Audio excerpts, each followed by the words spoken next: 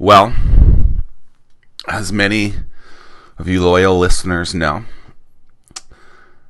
roughly August of 2018, July of 2018, I don't know the exact date, I got on this exact show letting you know about a fear that I had.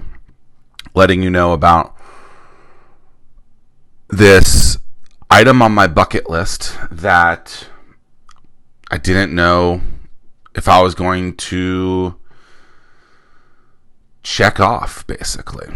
And I guess it was just because, it's this thing in the future that I was scared of. And so I came on this show about a year ago and said, hey, I have this thing on my bucket list, and I'm either going to sign up for it or I'm going to remove it. And so it took me a little while, but I finally signed up for it. And it was the IRONMAN 70.3, which consists of a 1.2 mile swim, a 56 mile bike ride, and a 13.1 mile run, all back to back in Cambridge, Maryland, which is roughly 3 hours from where I live. And I was terrified to sign up, but as soon as I signed up, that worry stopped. I guess it was because it was like, oh, this is actually happening. I guess I'm going to have to train for this thing. And look, I trained for it for a while. And so I decided that I was going to do it. And so I've talked about it briefly since then, but I've done thousands of hours of training probably for this race, and I knew that it was going to take a lot of time. So what happens when you go after the most demanding physical race that you've ever gone after? What happens?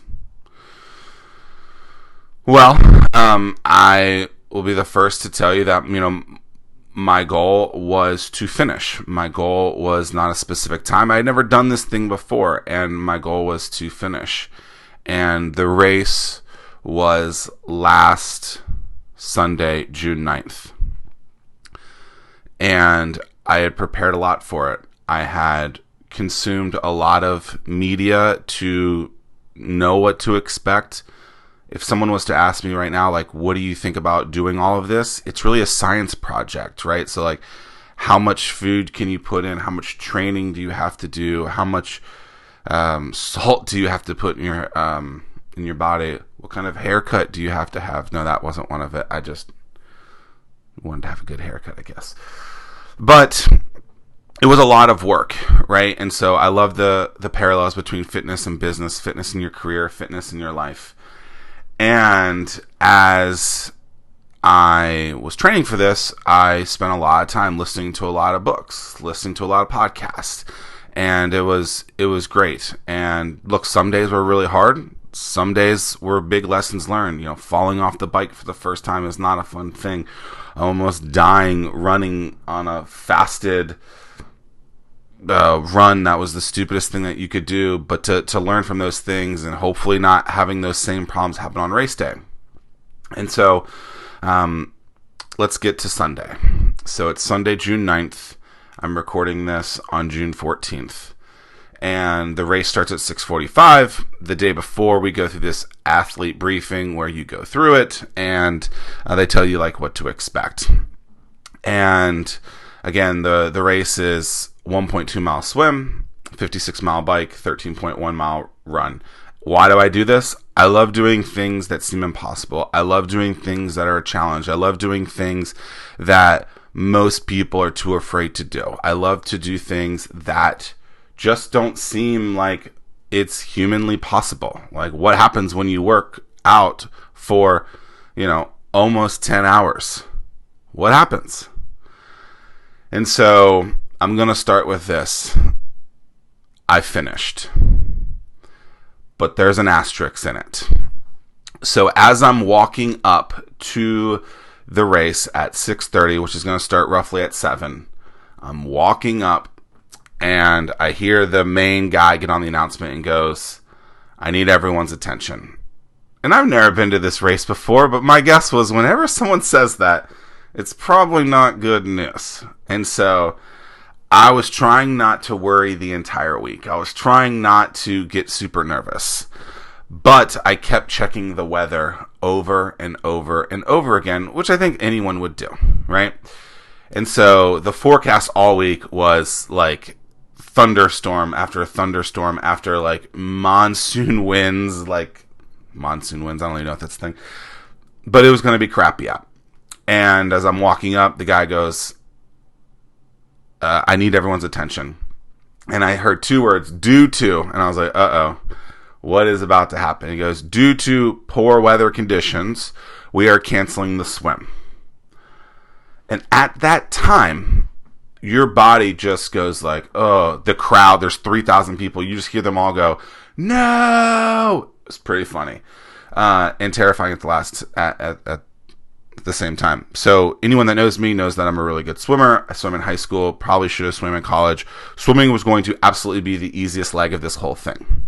So now instead of 70.3 miles, it's going to be 69.1 miles.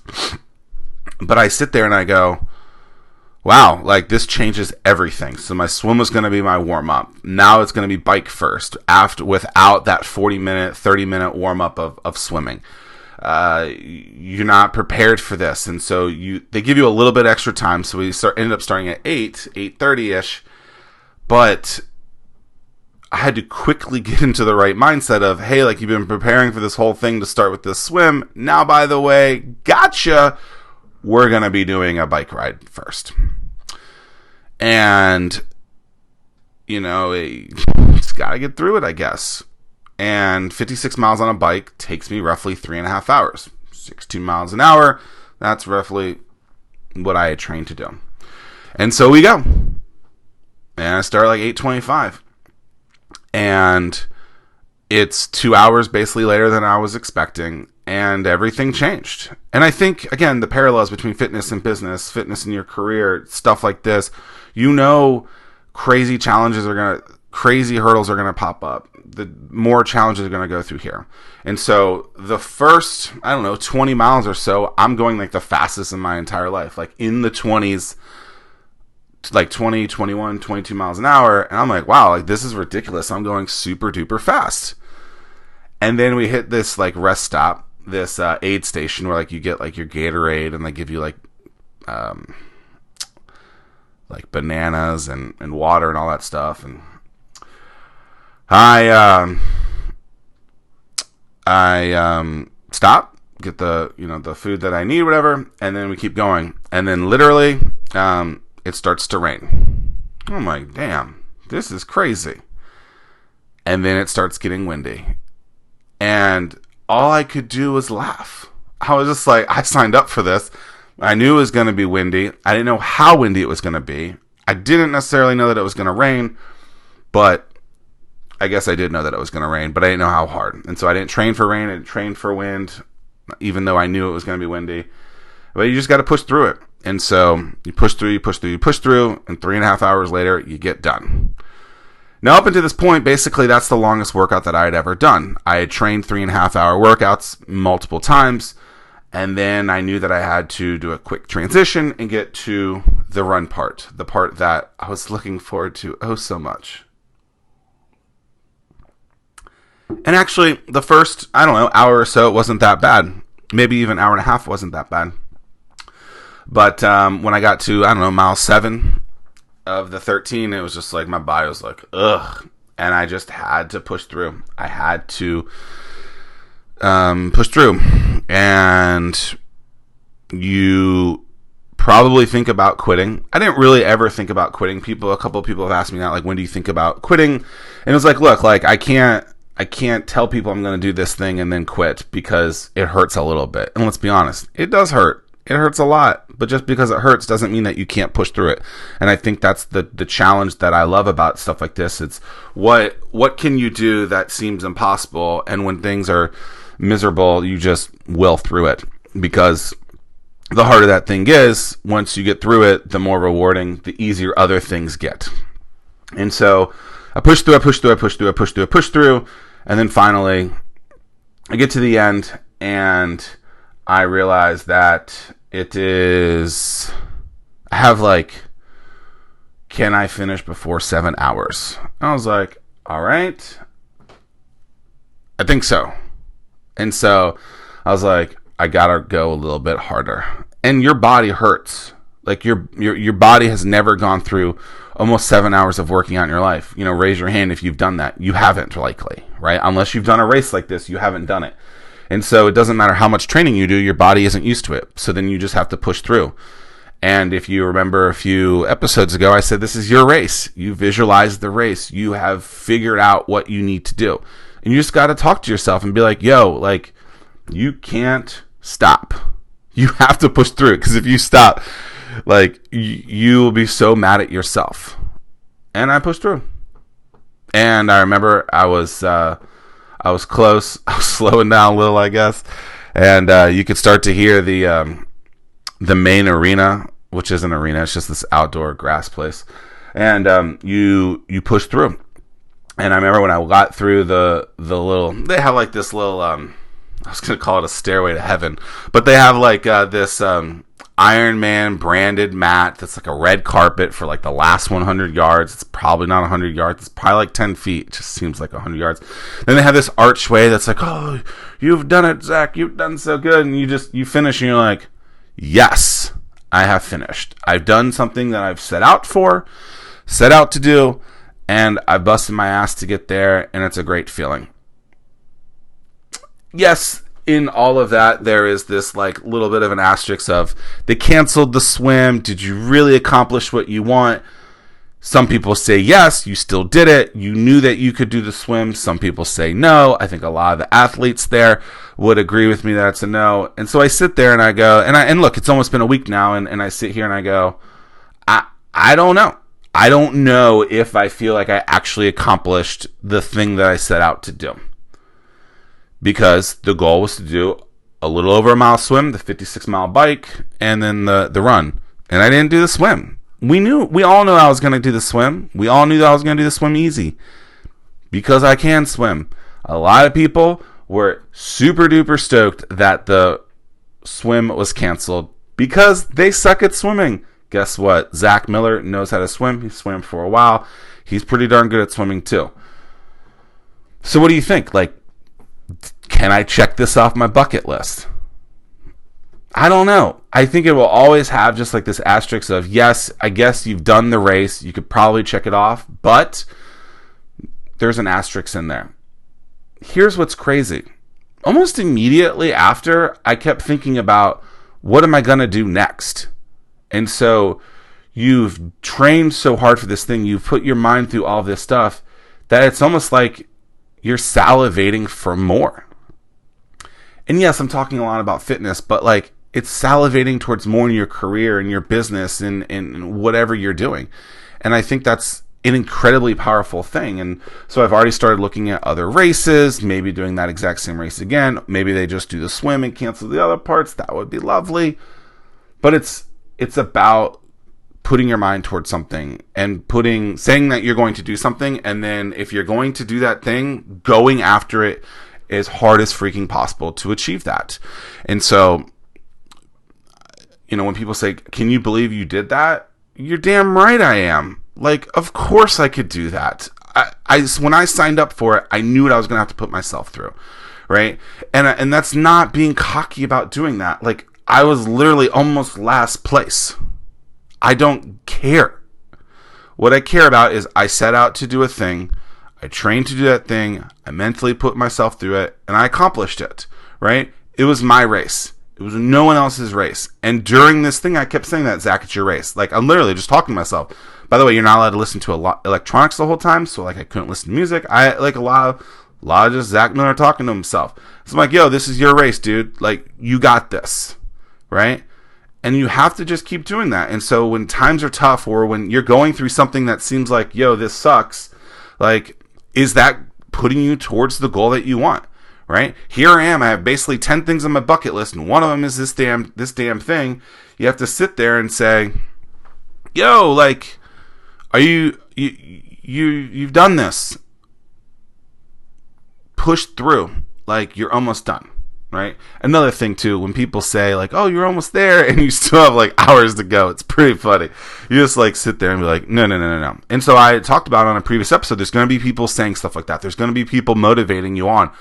And it's, how do you take that? There's going to be a lot of people checking checking in on you throughout the race, being like, go, go, go, go, go. People, complete strangers that you have no idea who they are. You have to take that with a grain of salt and figure out how you're going to handle that. And so I was mentally prepared to do all those things beforehand. And so, look, to make a long story short, back in July or August of last year, I worried and really thought about signing up for this race. And one of the biggest terrifying things, I think, is that I had done a half marathon maybe 5 years before, the Harbor Lights in downtown Norfolk, and it was literally like the worst physical activity day of my life. I kind of trained for it, but now looking at this race, I realized it was completely different. And there was always just this fear of like, I don't know, like I finished, but could you really do more?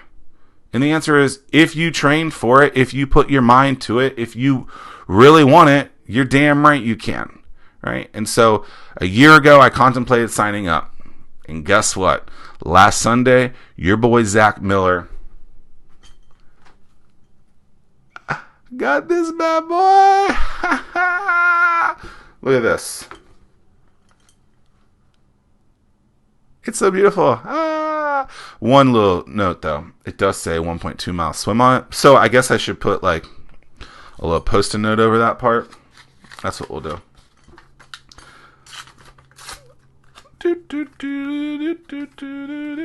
And we'll just forget that part happened. No, the swim didn't happen, but everything else did. Look, I got the medal. I can probably check it off the list. But here's the thing. I'm going to do another one. That's the most amazing thing to me is I remember people going, well, what's next?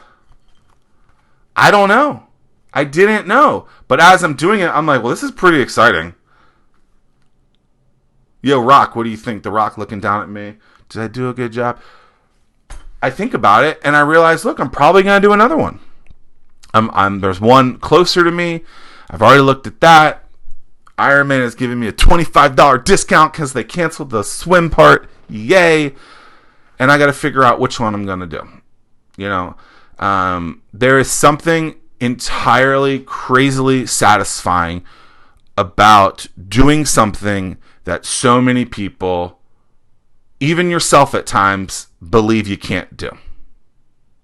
And so whether it's physical or something in your life that you don't think you can accomplish, if you really want it, you just got to put your mind to it. And the tenacity, the grit that is necessary, the resiliency to put yourself through something so demanding, it's an incredible feeling. And this is how I think I know how well I trained. Basically, the next day, I almost felt 100%. So I'm not saying that I was 100% to be able to go back out and do that exact race again, but I was walking fine. I could probably do a lot of work, and I think that's a huge thing, right? Yeah, maybe I'll go swim 1.2 miles. I was thinking about going to the pool today and just getting that 1.2 mile swim done and being like, call it a day. We're done. But look, if you have something on your bucket list, if there's something that you think that is going to be difficult to do and you really want it and you wake up a lot thinking about it, maybe not every day, but a lot, maybe you should sign up for that race. Maybe you should go after whatever that subject is, whatever that thing is, right? I'm not an athlete really anymore. I work out all the time, and that's great. But I got this because it was on my damn bucket list, and I went after it, right? I basically got last place, and so many people will be like, oh my God, no, it has nothing to do with that. It's your race. And if there's something in your life that you want, do whatever is humanly possible to get that thing. People all the time go, Zach, how do you do this? How do you do that? I always say this. I raise my damn hand. I was at a talk yesterday and someone was like, you've been able to do a lot of things that most people cannot do. How does it happen? I put my damn mind to it. I raised my damn hand. I put myself in the right scenarios to win. And if you want to win, put yourself in those scenarios. It's that simple. If you put yourself in bad scenarios, what do you think's going to happen? Bad things. So go after the things on your bucket list. And so now that I'm like checking these things off, like I did the graduation speech a couple weeks ago, I've done the Ironman thing. I wanted to drink a really expensive bottle of wine. Maybe I'll do that soon. There's all these other things. Put things on your bucket list and go after them. If you're not going to go after them, don't put them on your damn list, right? But there's a reason they're probably on your list. So go after it. So what's next? I don't know. I haven't signed up for anything else yet. I'm kind of taking a light week from the workout. I'll probably start again next week. I'm probably going to try and become a better runner because the run was definitely miserable, but I didn't quit. And I'll probably sign up for this exact race and maybe another one in Virginia as well. Will I talk about it here? Maybe. Is this the type of stuff that you want me to talk about? Let me know. What's something on your bucket list that you want to go after? If you're thinking about it, if there's something in your life that you want to do, you probably should start putting your mind towards it. And here's the crazy thing. I look back over 500 days ago when I started working out every single day. And there are days where riding my bike 1 mile was very difficult. There are days where you're trying to run. You realize how far you want to run, but you can only run 100 yards, right? All those baby steps together equal that big ass bucket list item that you want. So, if you want some, come get some, as they say, right? If you want an action to happen, go after that. You can't expect to win everything every day. You can't expect that it's going to be the easiest thing in the world. But if that something is on your bucket list, go after it. Figure out the steps necessary to do it. And maybe you can win an award like this. No, this is not a participation trophy. This is a real damn thing. Minus the swim that was canceled. So, go through your bucket list and start going after the things that you want. If this event can show you that anything's possible, look, anything is freaking possible. If I can do that much working out, if I could work out for just under 7 hours, then you could probably do anything else you want in your life as well. Appreciate you guys listening. And until next time, I think I'm just going to wear this thing.